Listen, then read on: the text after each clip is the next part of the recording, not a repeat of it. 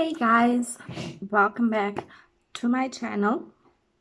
um Today I'm gonna be doing some flat twists, but I don't want my hair completely wet, so what I've done is I already applied my product.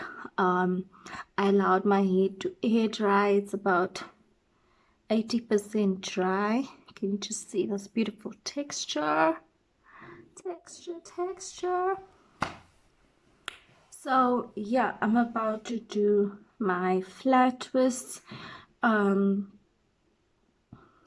yeah, stay tuned and wait to see the end result.